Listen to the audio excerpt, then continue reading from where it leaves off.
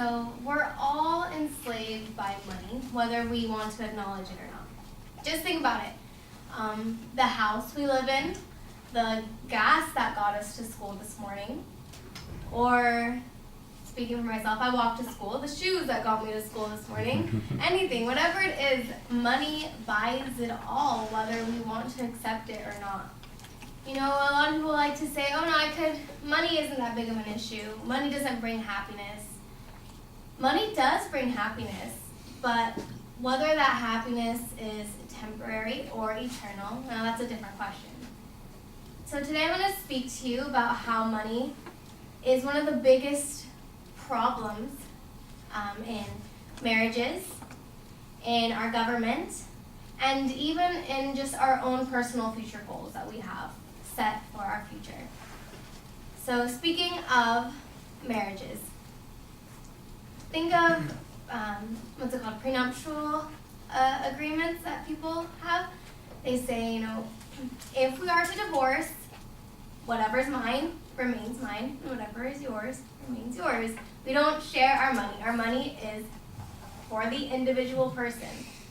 Or one of the highest reasons, one of the most common reasons that marriages are destroyed is because of money, because of disagreements on how the money should be spent, or not having enough and realizing that, you know, oh, this person said he'd be able to support me in the lowest of the lowest times, but he can't even provide food on the table for my family, for our kids.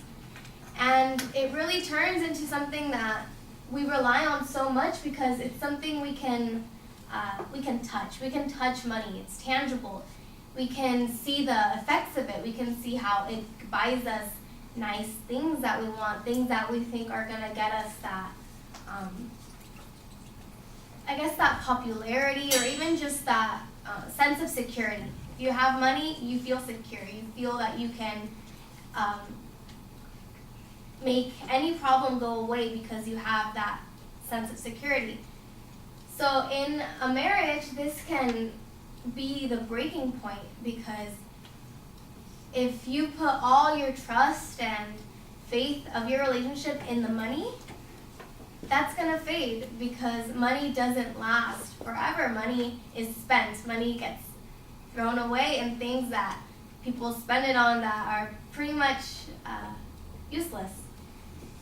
So seeing the effects that it has on marriages, we can also see the effect that it has in our government. We are in a massive amount of debt right now. Our country has spent money on things that, who knows, maybe to this day, we have no idea what that money has been spent on, the massive amount of debt that we have. We see politicians saying, I'm going to donate this much money to homeless shelters, or to build new schools, or to build new homes in ghetto areas, or whatever it may be. And we see that, okay, it sounds nice when we hear it, but it turns out being just a waste of money, because that's not an essential thing that brings happiness. It's not something that's going to bring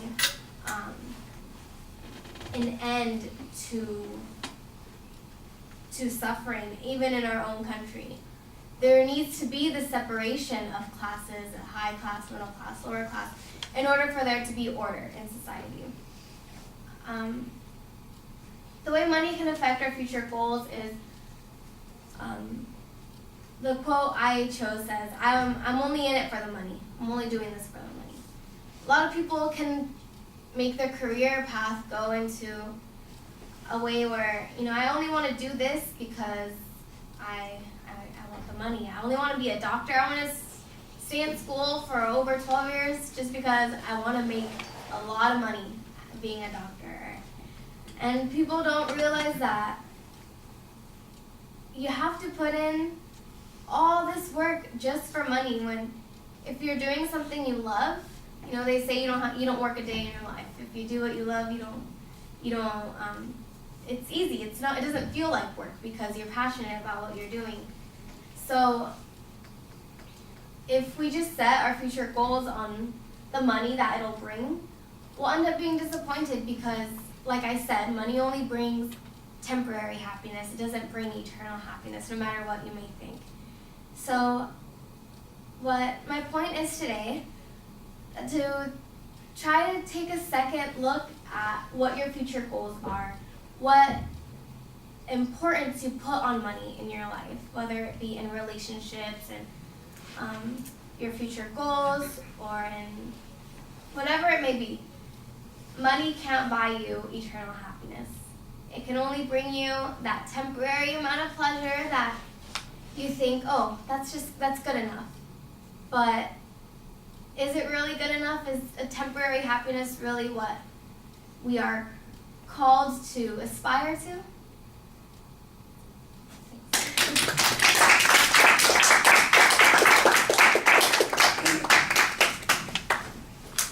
Well, I like the dramatic statement as your attention device. You do need to tell us your topic. It actually comes up in the last minute of the speech. It ought to be probably, like the reverse of that in the first minute of the speech. There's a very clear statement of your thesis and a good layout of what the structure is going to be, so I think that helps quite a bit. I do think you get a little bit involved in that first example that you're going to talk about, and you kind of go over it repeatedly, and sometimes the stuff that you say just sounds like you're saying the same thing, and it's always very abstract. I think you need something a little bit more specific when it comes to examples. Personal examples or even a well-known illustration would be helpful. As it is, we're just having to think of abstract ideas, visualization, something that you've come up with, and that's not always as clear as it could be. I think because you spend a lot of time on that first point, that the second and the third points don't get quite as well developed as they might, and as a consequence, they fall a little bit aside. The delivery issues are pretty solid for the most part. You are engaged. You look at the audience for the most part. Like I said, pacing, it seemed like you were fluid for the most part when you were speaking to us, but it did sometimes feel like you were stretching it out a little bit here and there, which is probably true because you went 6 minutes, a minute over the time that you were really supposed to be going, and that's a little bit awkward. All right, thank you. We got to cut it off. So.